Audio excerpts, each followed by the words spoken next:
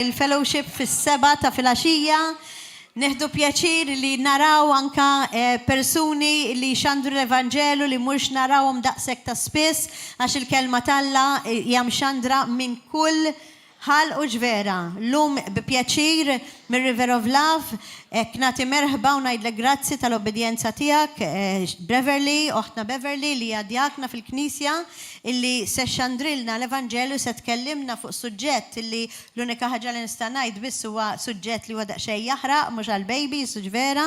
Inħalli fidejk kuraġġ u nirringrazzjak tal-obbedjenza u nirringrazzjak tal-Ispirtu talla jitkellem minn fuqek.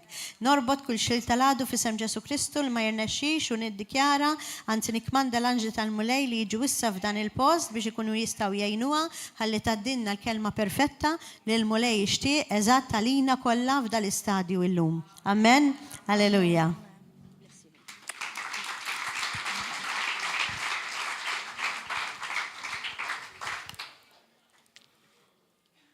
Mela nibdew b'talba l-aħwa. Ħajmorru il-frifet. Mulej Missir Qaddis, nirringrazzjawk. Nirringrazzjawk tal-li ġibtna hawn Mulej Ġesu llum. Nirringrazzjawk tal-ħniena tiegħek Mulej Ġesu. Għax inti twissi u twiddeb il-dak li tħobb. Il-dawk li tħobb. Mulej Qaddis, Iva kif qalet, Pastor Mariella, dan is-suġġett huwa jaħraq u huwa warning għall-Knisja. Nitolbok Aziz Spiritu Santu, warrab lili min nofs, dak li ddepożitajt fija għamel li toħorġu int, kollox minn tiegħek u xejn minn tiegħi. Nitlob għal kull min qiegħed jisma', għal ħuti, u għal kull min jisma dan il-messaġġ biex ma jaqax f'udnejn torox. Nirringrazzjak Mulej għax diment li għadna hawn, inti tibqa' tina chances u inti tibqa' tiġri warajna u tibqa' turina fejn qed nisbaljaw biex aħna nirranġawh. Għax inti trid lil kulħadd jinġabar miegħek għall-eternità. F'isem Ġesu Kristu. Amen. Kif hekk irringrazzjajt il-Mulej, nirringrazzja l-pastors li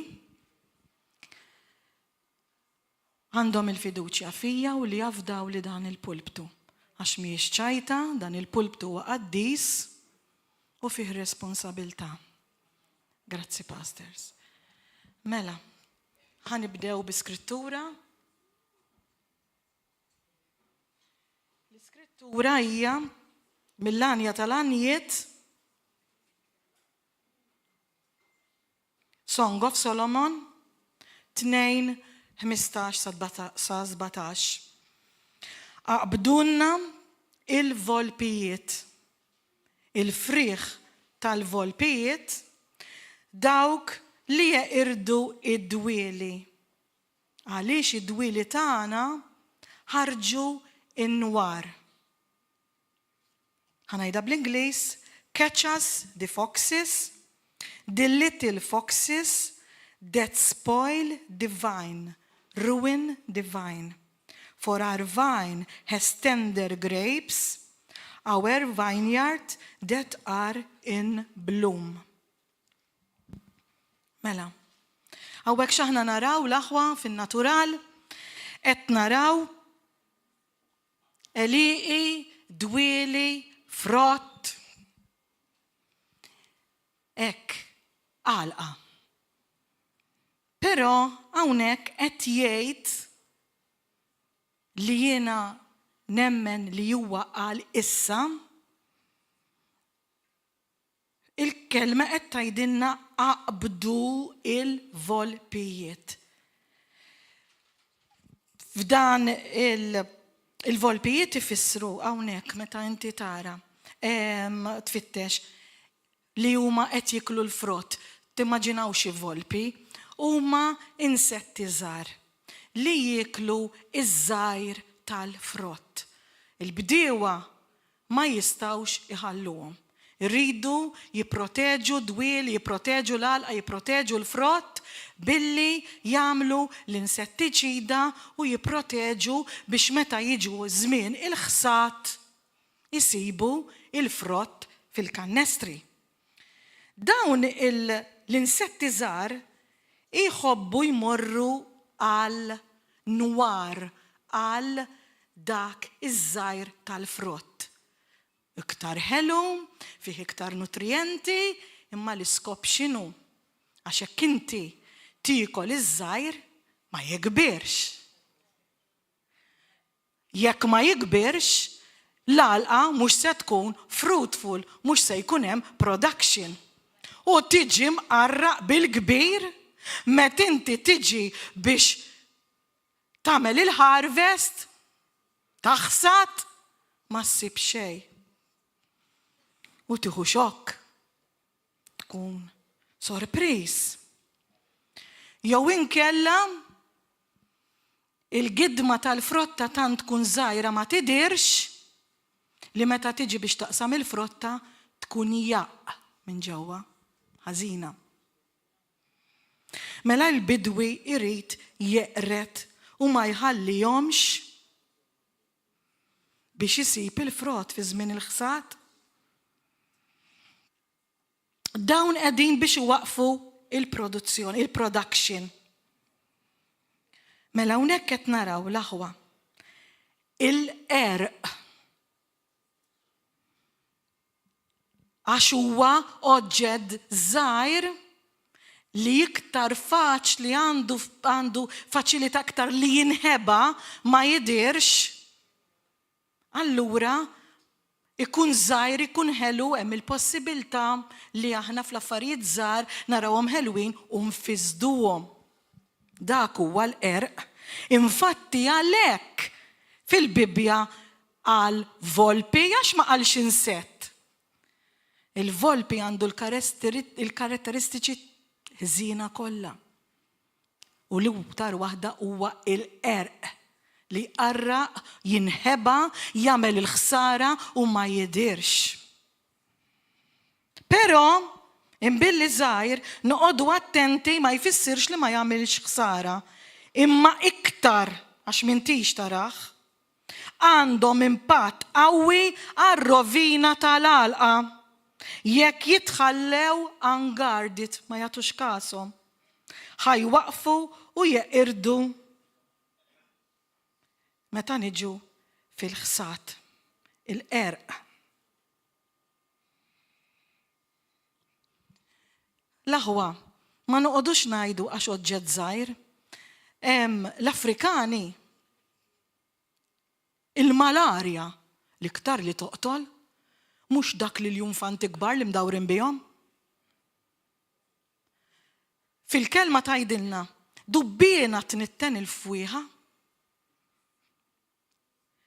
Ma noqogħdux naħsbu li għax hija xi ħaġa żgħira. Mela issa ħaniġu mill-kelma talla għall-ħajja tagħna ta' kuljum. X'inhi l-għalqa u min jaħdem fiha. Jekk tiġa fimtu l-għalqa qed naħdmu fiha aħna. Sewwa aħna tiġa konna fid-dinja u x'għamilna biex aħna dħalna ġo l-għalqa. Ġwanni 3:5 jgħid Ġesu il-raġel jismu Nikodemu, tassew ngħidilkom, ngħidlek, li jekk wieħed ma jitwilidx mill-ġdid mill-ilma u mill-ispirtu ma jistax jidħol fis-saltna tal-Alla.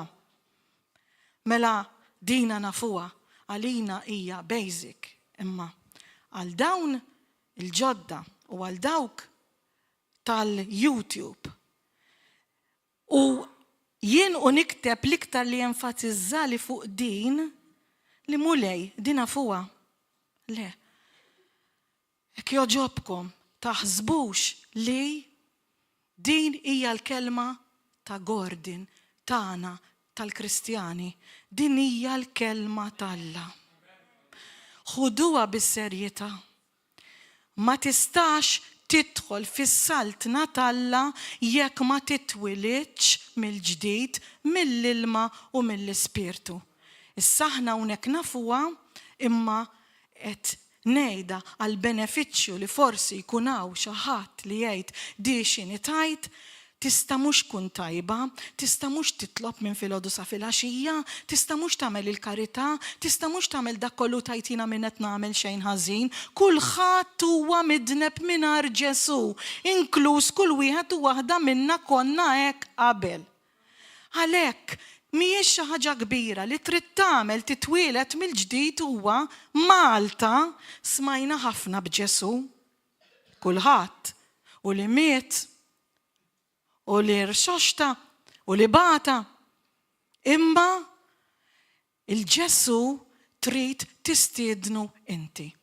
Ġast mela intom li tridu tagħmlu tarfu li intom midinbin titolbu maħfra tindmu u tagħmluh is-situ s-Salvatur tagħkom u ddaħluh ġol qalb tagħkom. Imbagħad ma tifqux hemm il-mamudija ta' Ġwanni di li tissemma tal-ilma, tal-indiema li intom titamdu fl-ilma biex dak li intom għamiltu x'għamiltu, ħżiena kemm kontu ħżiena, intfintu, mittu u erġajtu xtajtu mal-mulej. Kontu mwilda miż-żerrija tal-mama u tal-papa u ġejtu minn ġufomkom immissa twilittu fiż-żerrija talla, imweldin mill-ġdid. Hemmhekk qal mhux talli mill-ilma imma l-Ispirtu. Mill-Ispirtu Santu. Hemmhekk ma tagħmlux hekk ma tistgħux tidħlu fis-saltna talla. Biex ma tkolkomx raskom mistriħa b'dak li qed tagħmlu intom. Dan huwa kliem Ġesu Kristu, fittxu iftħu l-Bibbja Ġwanni 3:5 li jekk ħanajda tal-aħħar ma titwilidx mill-ġdid mill-ilma u mill-Ispirtu ma tistax tidħol fis-saltna ta' Alla. Mela, dik hija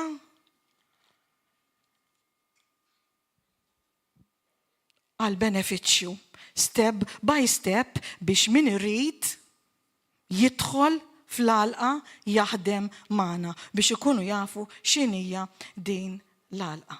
Mela. Hawnhekk kważi kulħadd forsi hawn xi 4 ġodda mela din issa għalina imweldin mill-ġdid, kollha tammidna u kollha minna l-Ġesu s-Situ s-Salvatur. Semmek kollha minnija. Hemmhekk sa hawnhekk fejn wasanna Ġesu għamel xogħlu. Is-Salvatur.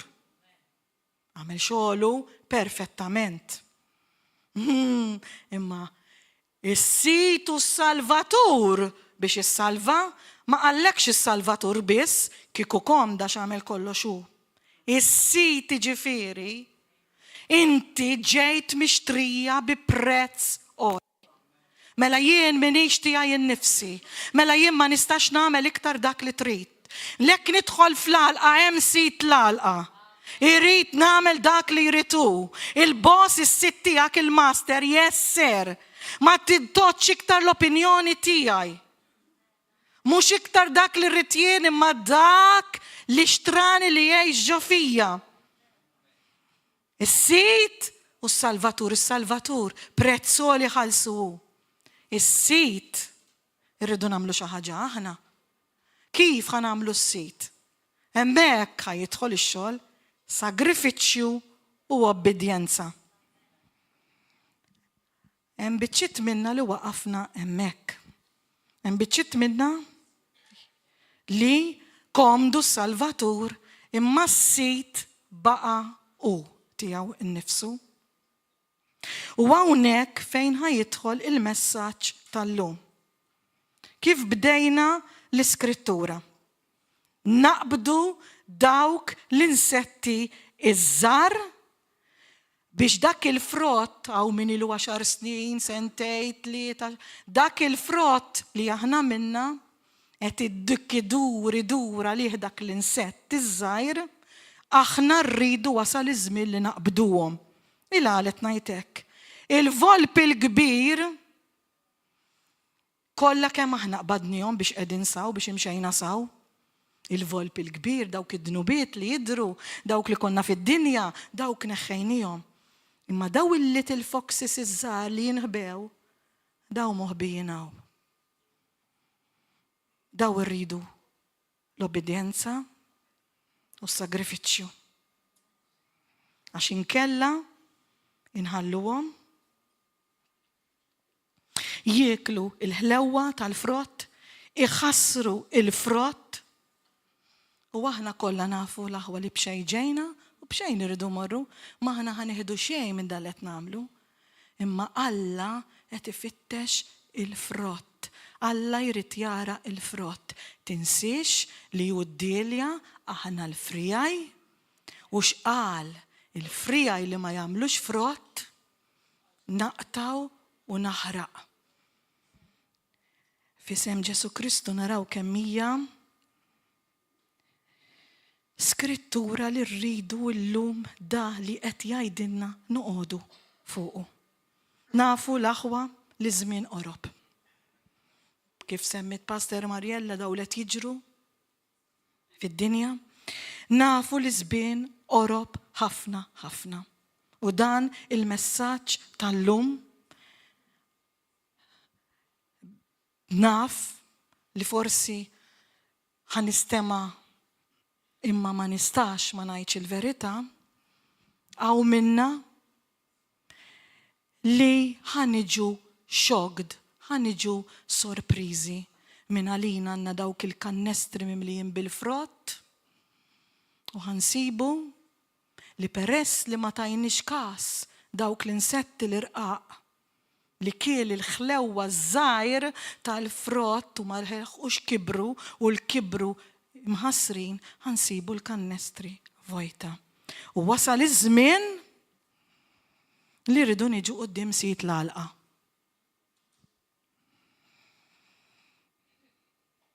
Mela. Jiena nħobb u għaw ħafna minnu bħali tiġa rajna stampa tal-għalqa ta' dwieli u forsi tiġa qed timmaġinaw dawk l-insetti, il-volpijiet, volpi biex tkunu tafu kemm hemm erqu ħażin. Imma issa ħalli nagħtu stampa oħra. Naħseb kollha ħatafu jien se ngħid, mela stidintu guest minn barra. Naddaftu d-dar, żejjinnija, għamminnija spick and span. U dan il-guest ġi u aħna daħannieh fis-sitting room. Daġa bagalja.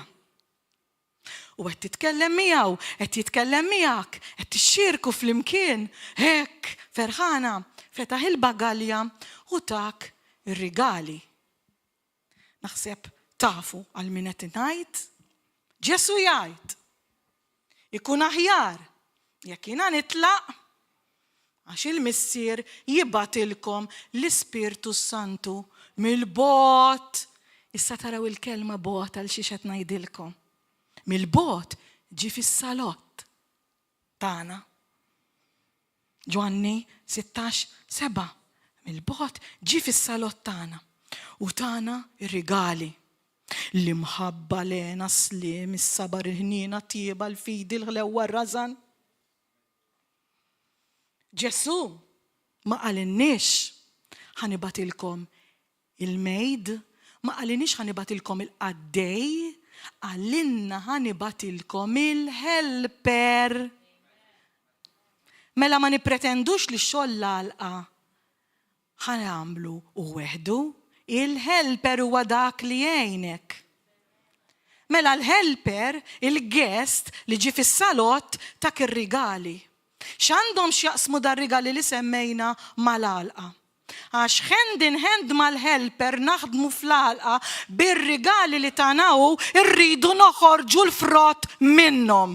Il-frott tal-imħabba, il-frott tal-paċenzja, il-frott tal-ena, il-frott tas-sabar, tal-ħnina, tat-tieba, tal-fidi, tal-ħlewwa u l-iktar nagħmilha capital letter l-ewwel waħda ir-rażan. Is-self-control. Ir-rażan li rridu inrażnu. Issa nitkellmu fuq ir-rażan.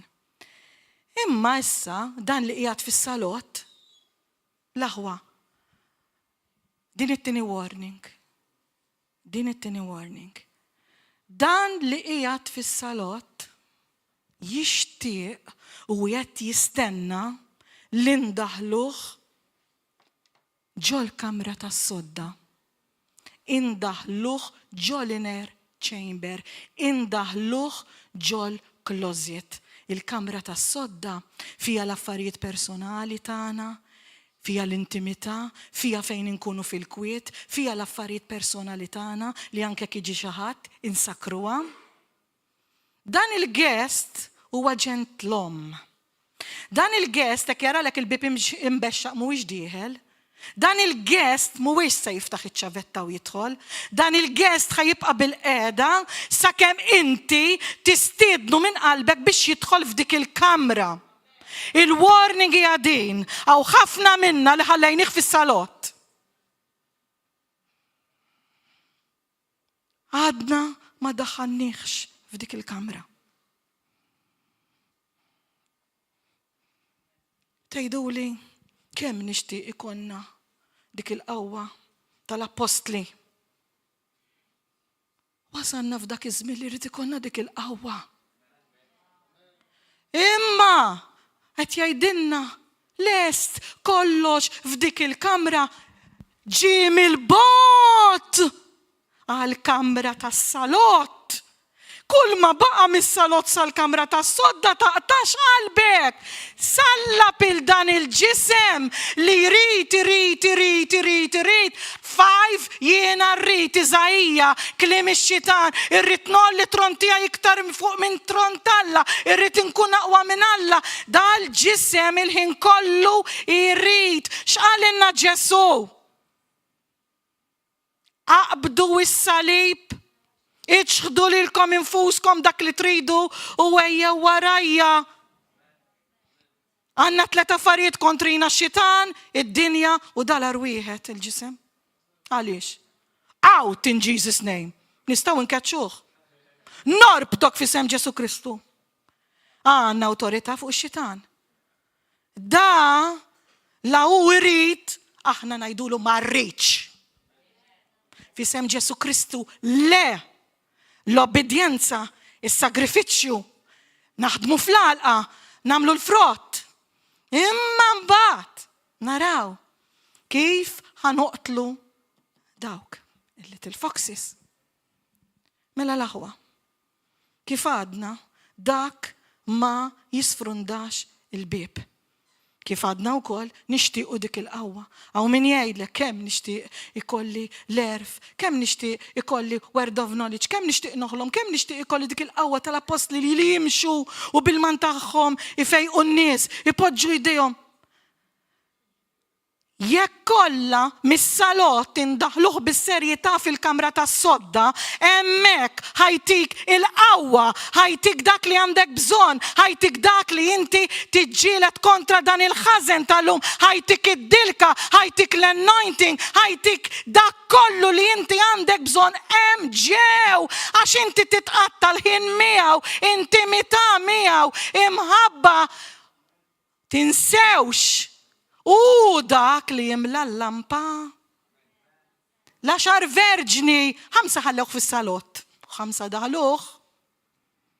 Kollha kienu mwildin mill-ġdid. Kollha kienu hawnhekk jiġu ċerċ jollu jdejhom. Kollha.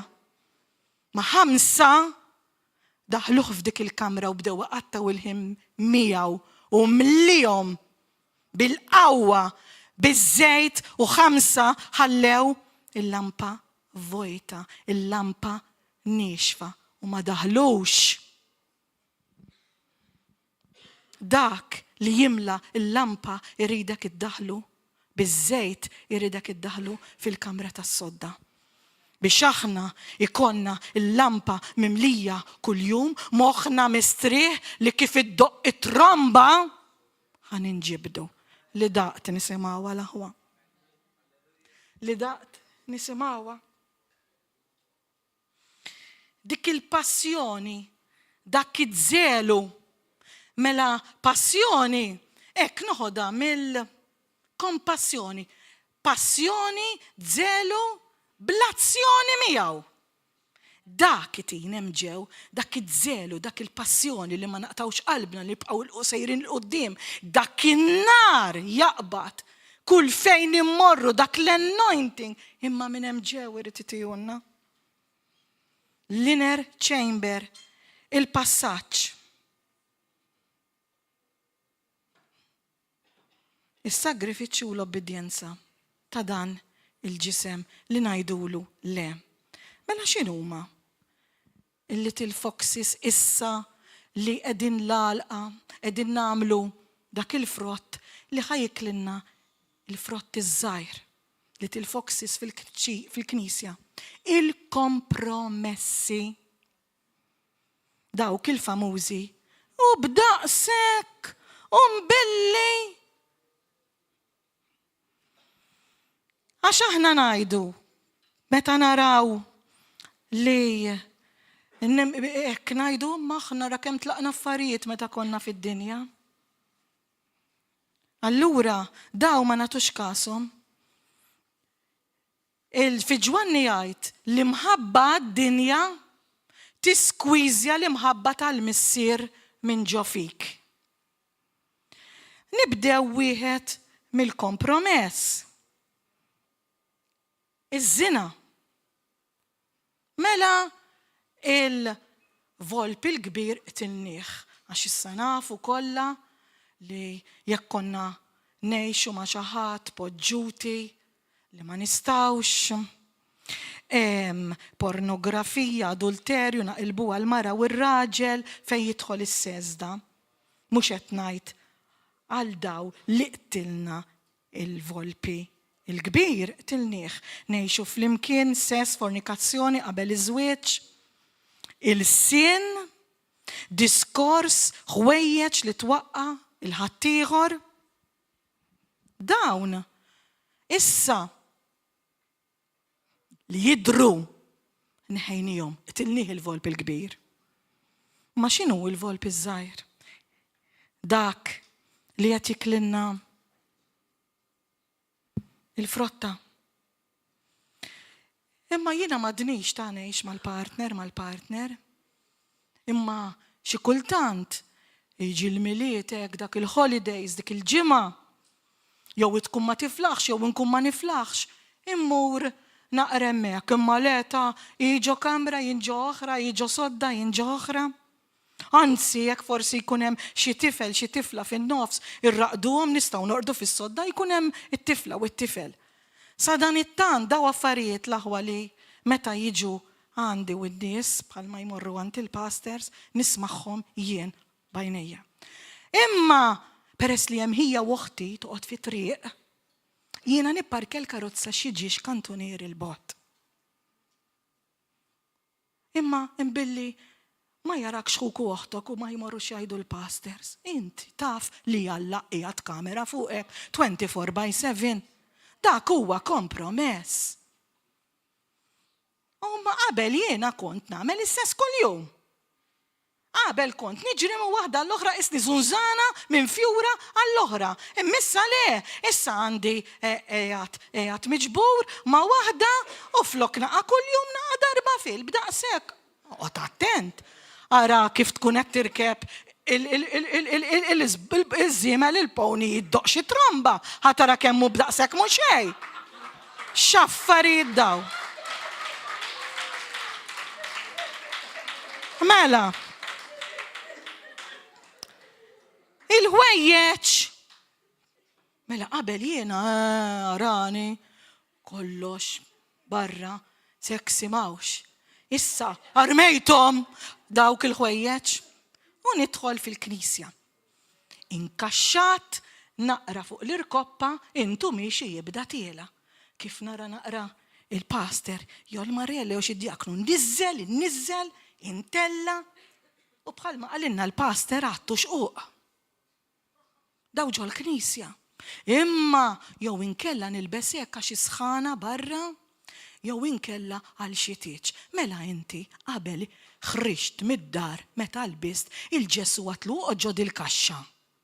Għax issa ħanoħroġ irrid nider kollox barra, ħankun center of attraction imminti b'eb. Issa niġi ngħidlek sorry u nerġa' noħorġok. Kompromessi. Il-kbir tilnieħ biex minn għalina minna xi ħaġa tajba u daw l-irqaq inta tmur torqod u huma jiklu iż-żar tal-frott oqgħod attenta għax il-kannestru minn għalik li minn tista' tifilħu li ħajkun il-ċomp ħajkun vojt. Mela, wieħed faħx klim oxxen da qabel jien ma kull sentenza kont nagħmel zigarelli u ċfuf id-da. Issa le, issa meta taqbiżli niġbed xi tnej. All right. Kompromess. Il-valenu ma tajċ min issa nixrob il-fliexkun kollu ħaniħu qatra. Ħanipruvaħ.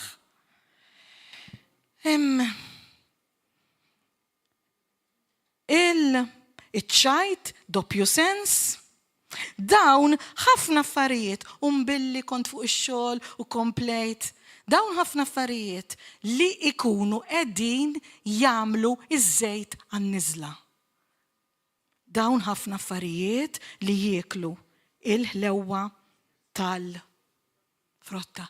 L-idolatrija, jien mal-ewwel mort id-dar kissirt l-istatwi kollha ħraqt is-santi.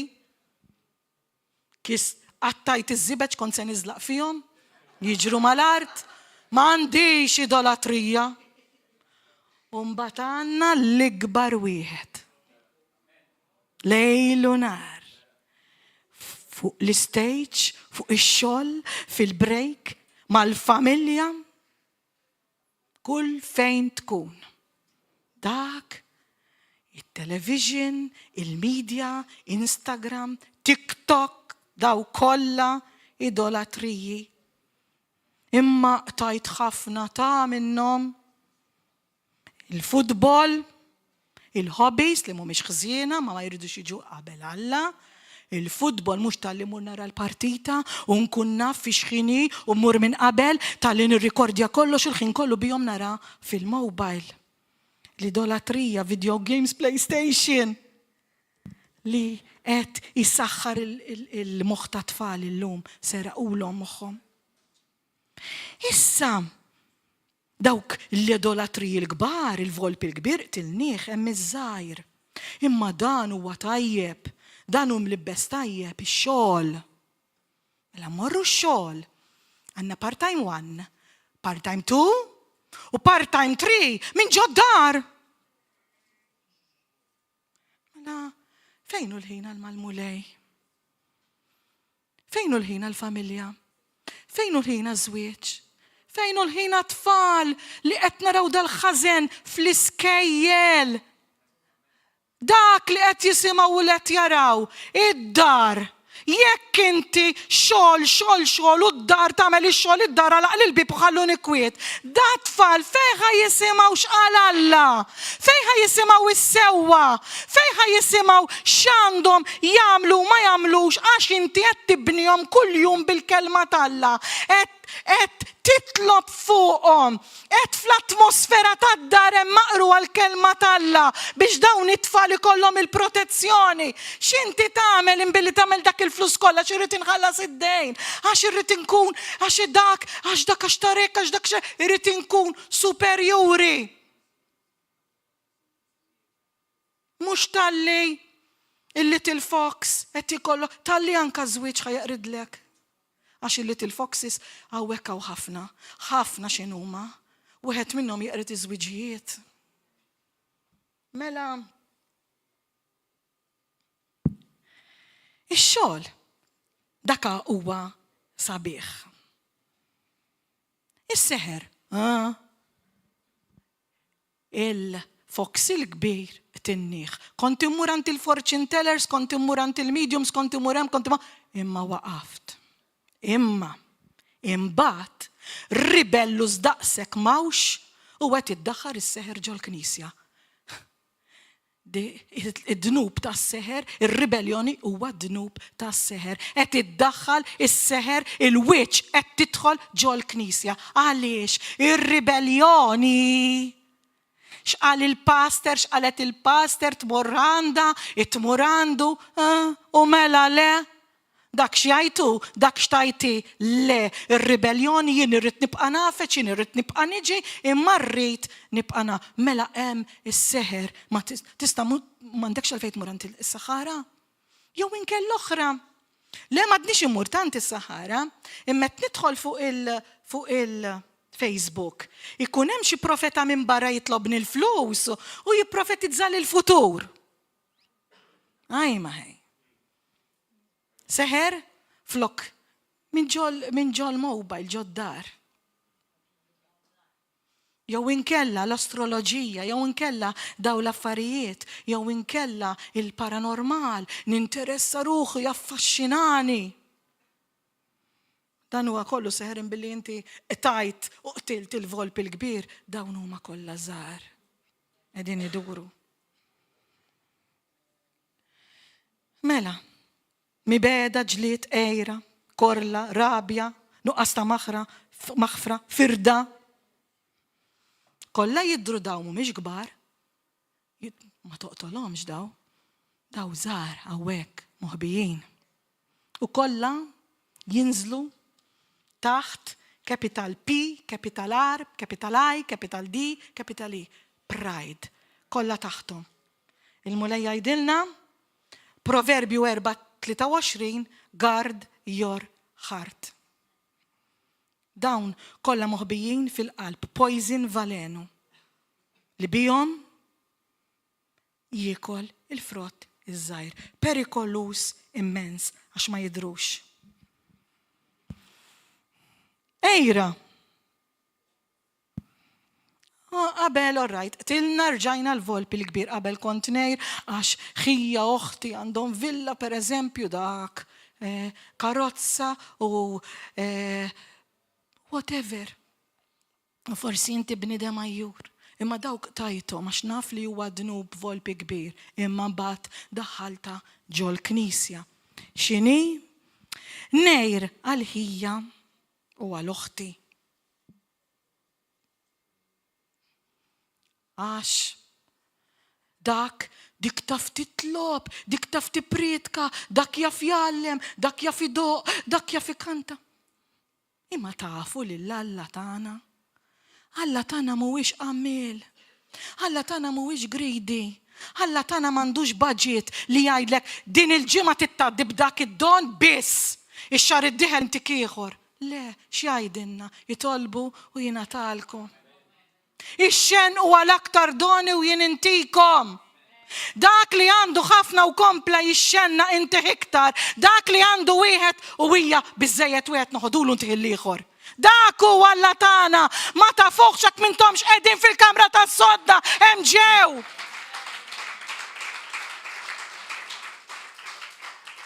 Ix-xenna untik trid l-erf għax dik titkellem bl-erf, għax dik joħroġ minna l-erf. Jitolbuni l-erf u ntijulkom, mux tal-intijulkom, intijulkom bidejja miftuħa. Ma tistax tkun tafhom għax daw hemm ġew irid jgħidhom lok. Mhux komdu bil-qeda fuq is-sufan.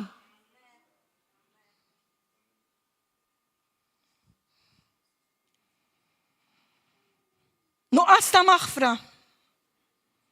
Bitterness, imrar fil-qalb. Mela qegħdin nimxu qed noqtlu l-kbar ara kemm hawn dan iż-żgħar fiċ-ċerċ. Ma naħsibx li jinbiss narhom, tarawhom intom biċċiet minnkom. Qabel konna ngħidu laqqas sakemm immut il dak il-bniedem ma naħfirlux. Żgur m'hemmx maħfra. Issa x'sirna born again, ġejnaw le naħfirlu.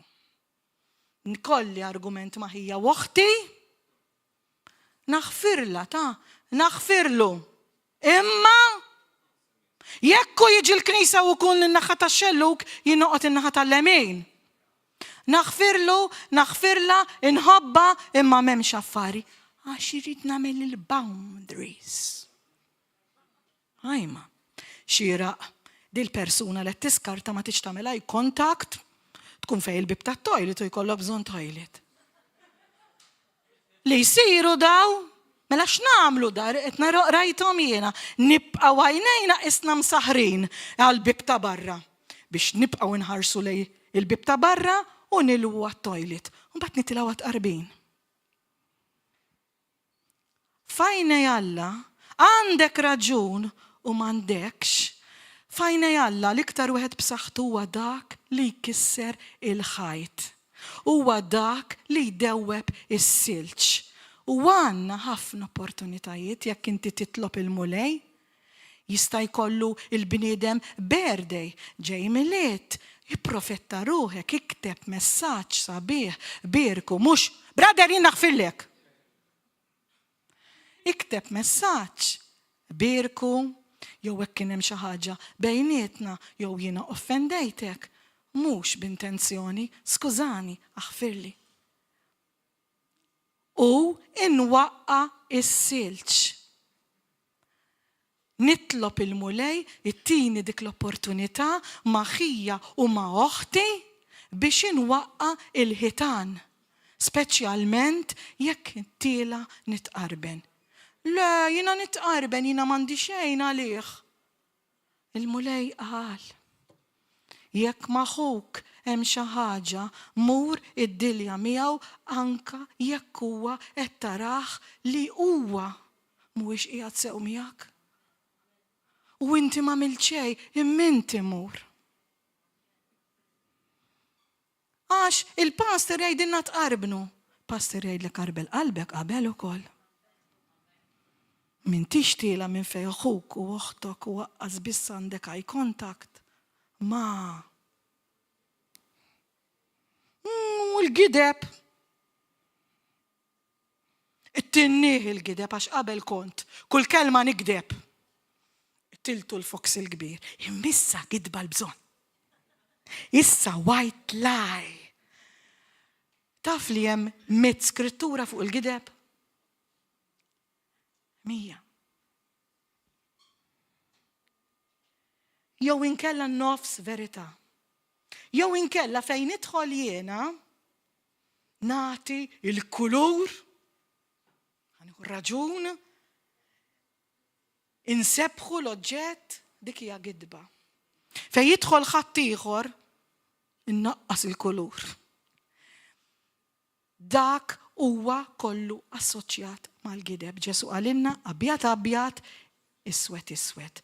In the middle il-gris mhuwiex ġej mix-xitan. Il-famuża rabja. Għax taqbiżli, għax hekk u għax iva. Itlob il-mulej tijielu u kif jarak li inti l-verament trid taħdem ġew arkubtejk u tgħidlu u joħodilek ukoll. U mhux tal-li joħodilek tal-li jtik il-mistrieħ u l-paċi. L-sien huwa żgħir ħafna. Imma jagħmel ħsara kbira. U ġagbu jgħidilna wkoll li anka tmur tal-vapur, dak li dawar il-vapur huwa żgħir, ma nitqarqux meta aħna nsemmu l-insetti għax huma żgħar. Ġenesi, frotta ġabitna fiex ġabitna. Ma kellitx mejda sħiħa bafe, frotta. X'qalilna? Ħafna xkora ħmira? Tħassar?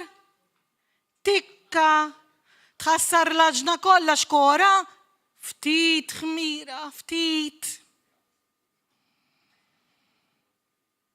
Id-dubbina li għadna tidħol ġol fwieħa u tnitnu.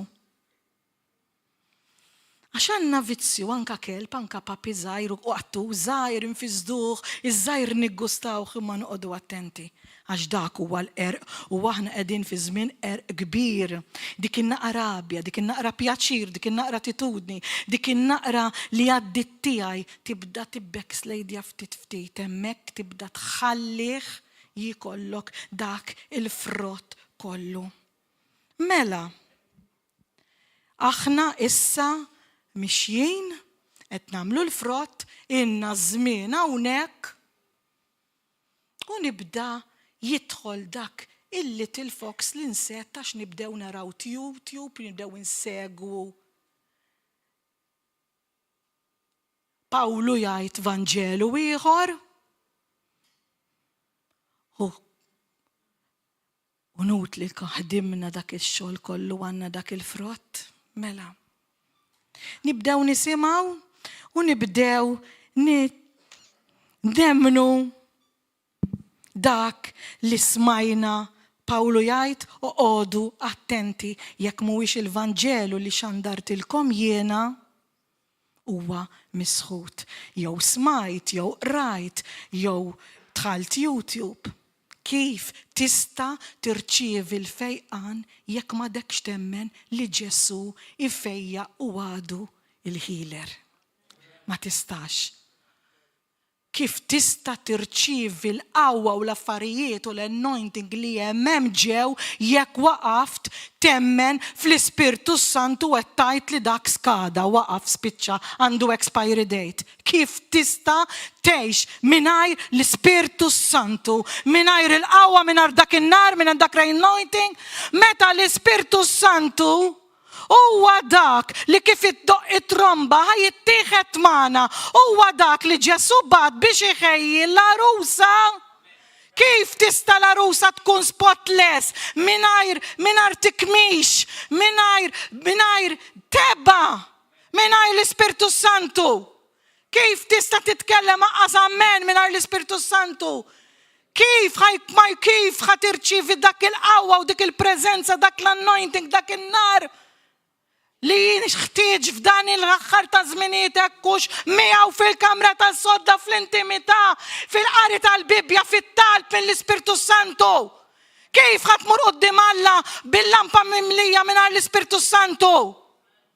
Xi ġifieri waqaf skada jekk dak huwa persuna li batinna biex jgħin l-arusa, biex jgħinha tippurifika ruħha, biex jgħinha timxi l-ħajja tal-qdusija li mingħajr il-qdusija ma narawx wiċċ Alla. Kif nistgħu nimxu mingħajru?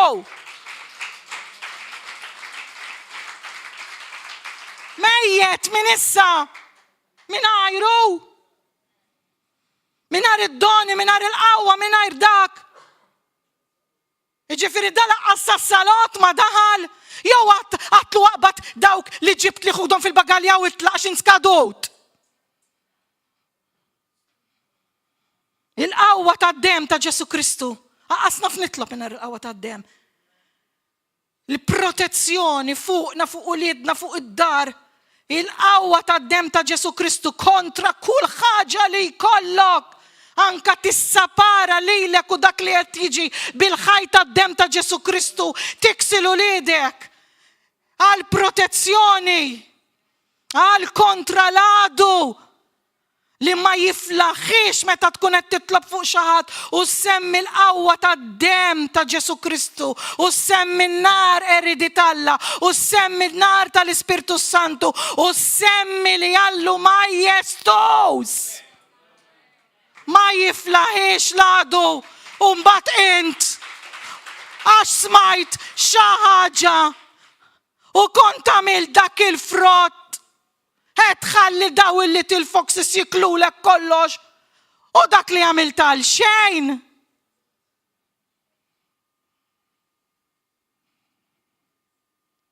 Jew inkella, jiġifieri il-mara ma tistax tkun ħmara. Il-mara ma tistax tkun postman, ma tistax tkun messaġġiera. Ma tistax tkun ingwanta. Il-raġel biss ikellem Alla. Ma tistax titla' u tagħti warning dak li Alla deposita temmen ġo fiha. Le, raġel. Laqqas ħaq il-frott li għamilt. Għax qed tħalli dawk il-little foxes jiklu għamlok. Hawnhekk qabżit li minn tal-ilsien. Gossip, tqasqis, lajiet. Għal kull ħaġa ta' xejn immorru għand il-pastors. Għandi argument maħija uħtiva mintix matura bizzejiet. Alright, jekk inti forsi jien inħobb immur l-ewwel nitlob, nieħu kollox għand il-mulej, insum u nieħu speċjalment ikun hemm deċiżjoni, imma mhux mal-ewwel immur. Dan huwa Little Fox in the Church nistabilja lill-oħt il-ħija minn wara. Jommur. Mela ikun ilu dak iż-żmien hemm il-pastors jafu kemm huwa hija fidila, kemm qed tagħmel xogħol għax intom ma tkunux tafu, u mbagħad inti tmur għax hekk u għax hekk. Naf ċerta li l-pastor qallek mur kellima l-oħtok. Għax dik hekk u għax dik għamlet li hekk u tipprova tħammeġ il-persuna, il-ħuk, il-oħtok magħha mal-pastor. Asli kieku stess il-pastor ma qallekx mur kellem il-oħtok u l-ħuk. Indaqsek għadek ħalib li ma tafx li biex toġob l-Alla. Ek tittamel, għaliex tmur tipprova tkerraħ mal-pastor. Meta forsi u dak il-bniedem prova jsellimlek, anka batlek messaġġ imma le dik li jizi, il-pastor. Għax dik hija easy. Serraħ trasi għatt il-pastor u spiċċa kollox, tfajt kollox taħt it-tapit. Dak huwa Little Fox, noqdu attenti.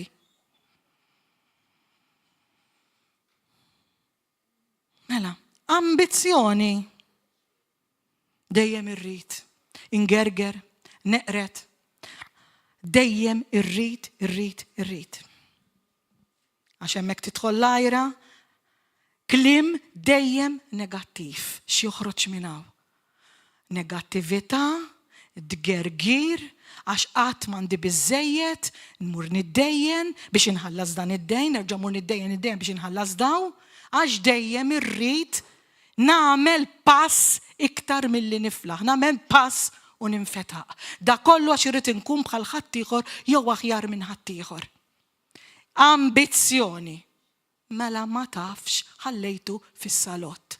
Għax Alla tagħna għandek tazza nofsa mimlija, irringrazzjah, tkellem dak li qalu, kun grad din il-qalb ta' ringrazzjamentu ta' gratitudni u Alla jfawwara. Dak huwa Alla tagħna. Anka jekk ma jkollok xejn fit-tazza, ringrazzjah li għandek tazza u jtik fabrika tazzi. Imma mhux dejjem negattiv, pass aktar milli, għax tagħmel passi aktar milli tiflaħ. Partiti. Jiena twilit ħamra, jiena twilit blu, u hekk ħamu tgħidli xejn. Imma issa it-tinnieħ il-volp il-kbir l-issa ta' Ġesu hemmhekk nidħol iċ-ċerċ u nisma' xi ħaġa li taħseb li offendit il-gvern tiegħi, il-marelli u fuq Facebook u nitlaq il-barra u rrid nitlaq miċ-ċerċ. Hemmhekk għadek ma tħallx hemm ġew għax il-partit tiegħi huwa il-partit ta' Ġesu Kristu. Il-partit tiegħi huwa dak li jimxi fuq il-liġijiet ta' Ġesu Kristu, mhux jirfishom, mhux jobżoqhom, jobsqilhom, mhux iwarrabhom, mhux jinjorhom. Le, l-partit tiegħi huwa ta' Ġesu Kristu. Imma 2024 kulħadd hekk ma jinteressanix. Ma rridx ninġar mal-mewġ. Jista' jkun jinbiss.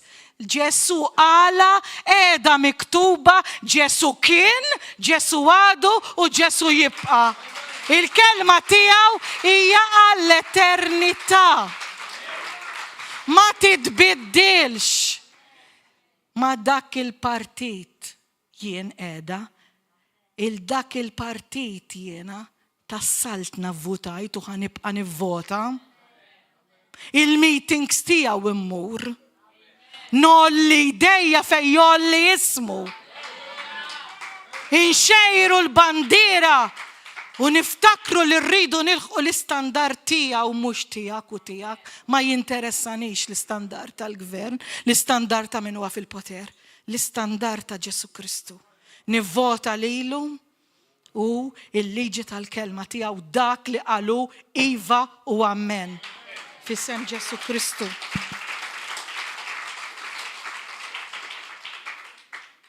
Ma nistawx nibqgħu il-kelma tal-la nagħmluha ċuminga minn ġebduha naqsuha.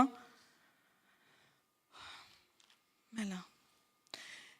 L-invidja, is-sokor, dak kollu li l-moħħ ma jħallihx san mhuwiex tajjeb. La droga, la alkohol, jien kont inkun fis-sakra kuljum isni ċippitatu. Missa tinna dak il-volpi l-kbir.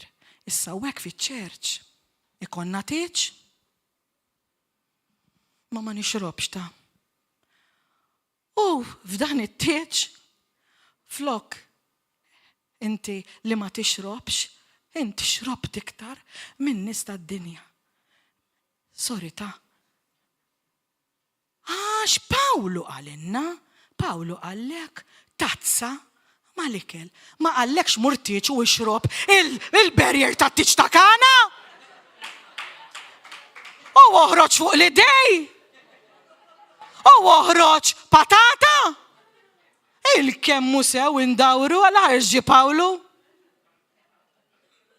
Imbagħad inkunu ta' testimonjanza sabiħa.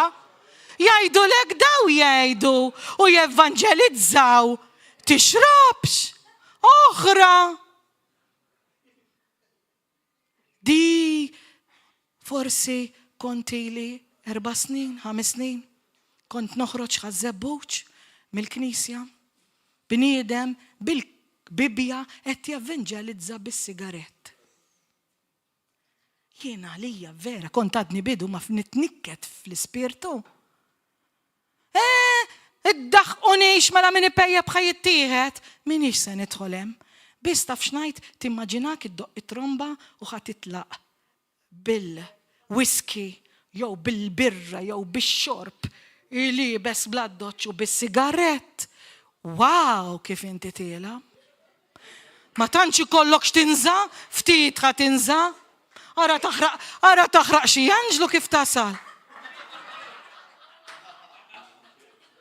Il-kelma tal-Alla hija qaddisa. Jekk inti anka jekk itpejjeb, jon kella filgħodu inqatta' ħin mal-mulej sigarettu kafe u l-Bibja. Alla huwa qaddis. Alla mhuwiex il-badi.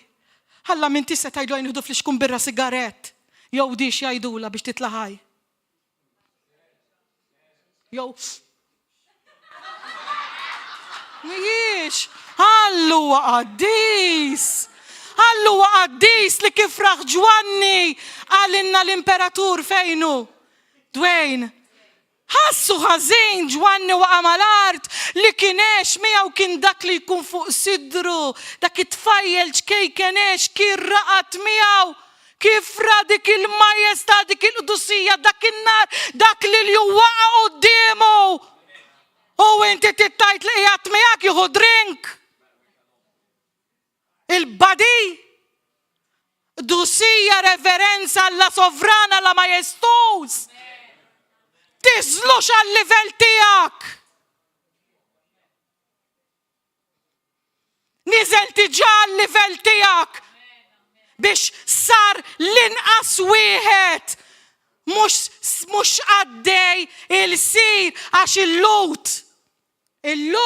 ma jaħslux anka l-lut is-seftur saqaj il-lut l-oħra ma jaħsluhomx għax huma gburin. Ikun hemm l-iskjavi biex jagħmluh dak ix-xogħol u Kristu niżel fi iħnet għalik u għalija. Tiġa niżel, tniżlux għal-livell tal-ħmiġ tiegħek biex tiġġustifikah. Ħażin huwa ħażin. Jagħmlu min jagħmlu qegħdin fit-2024. Ma tagħmilx differenza.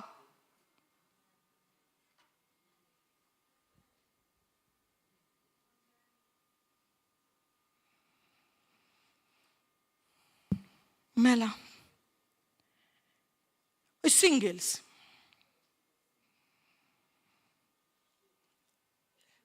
Għax jiena kien hemm wieħed kollox tajtu l-Ġesu waħda żammejt ma nistax noqgħod mingħajr sess. Ma Ġesu idejh it-tnej sallabhom, mhux tal-itnej b'saqajh b'kollox, kapu li għazzar għalik. Imma le, ma nistax. Kont il-ħin kollu, kont kuljum, immissa imqar darba fix-xahar. Kompromess. Ħbieb għaw ħafna min irrid biex joqtol daw il-little foxes, jara r-relazzjonijiet. Jistaw ikunu tal-familja, jistaw ikunu ħbieb, iridu jnatfu Facebook. Jew armiħ murit faw il-bahar. Irridu jnatfu Facebook. Mela, jiena rrid immur nevangelizza l-dak u l-dik bħalma jiena evangelizzajt. Oqgħod attent, jiena ma nistax il-ħabiba nitlaqa nipprova nġibaw. Oqgħodu attenti għax flok intom ittellaw lilhom jistgħu jniżlu lilkom u naqgħu it-tnej fil-ħofra. Noqogħdu attenti. Il-kompromessi fil-Knisja. Dak li huwa dlam huwa dlam.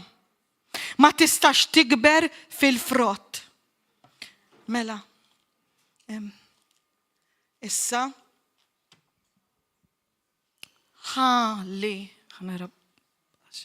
il-ħin, mela, l-aħwa hawnhekk rajna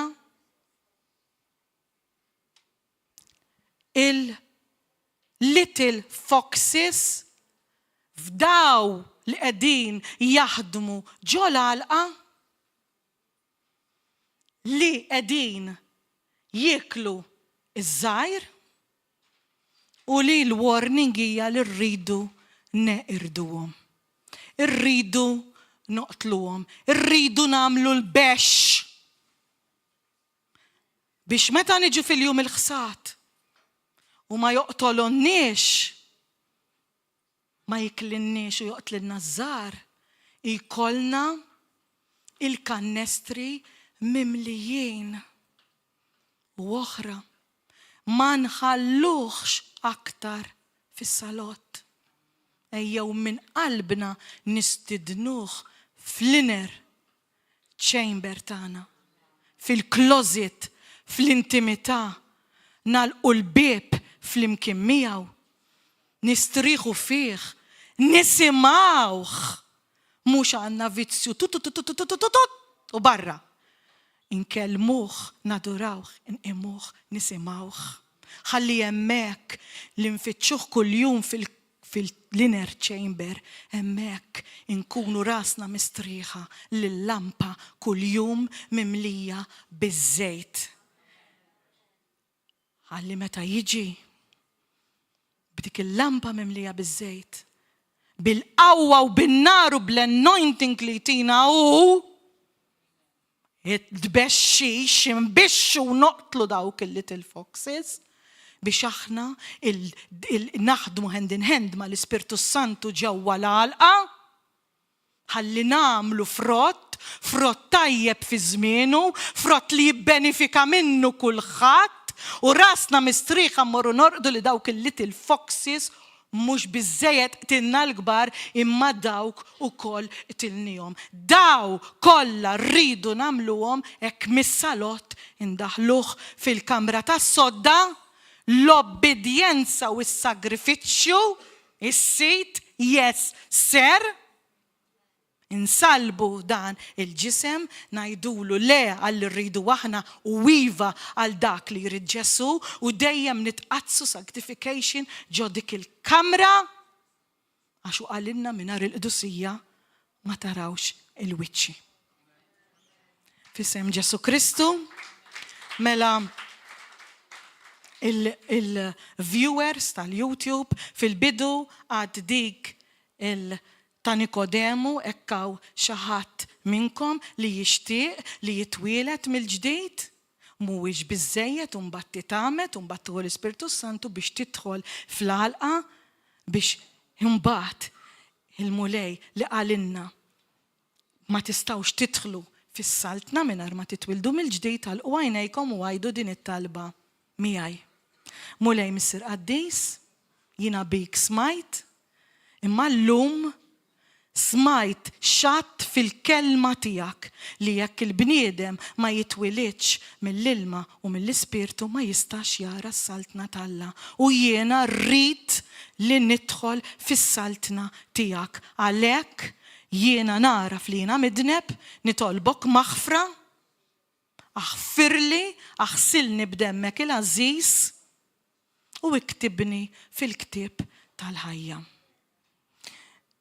Grazzi Ġesu, jien illum nażel minn jeddi li namlek is-sit u s-salvatur tiegħi. Għax mingħajrek jien ma nistax nidħol fil-ġenna. Għax inti biss it-triq, il-verità u l-ħajja. Ejni is-salvatur, grazzi tax-xogħol l-għamilt, ejni inżommok is-sit. Fisem Ġesu Kristu, l-aħwa kattu dik it-talba minn qalbkom u ndimtu intom imwilda mill-ġdid mhux biżżejjed tifqu xem. Inaqdu f'xirka mal-aħwa, aqraw il-Bibja, itolbu biex tikbru biex ma tibqgħux babies dejjem tikbru ħalli titgħalmu taraw Ġesu x'qal fil-kelma ħalli tobdu, titamdu, għamiltu x'għamiltu, jindifen, itqumu u tintlew b'dak li aħna tkellimna l-guest li jiġi fil-living room u bit-tagħlim u bl-obbedienza u bis-sagrifiċċju titgħalmu ddaħluh fil-kamra tas-sodda. Fisem Ġesu Kristu insellmilkom il-lejl tajjeb. Issa intom li bqajtu għaw. Grazzi tal-li ma tlaqtux.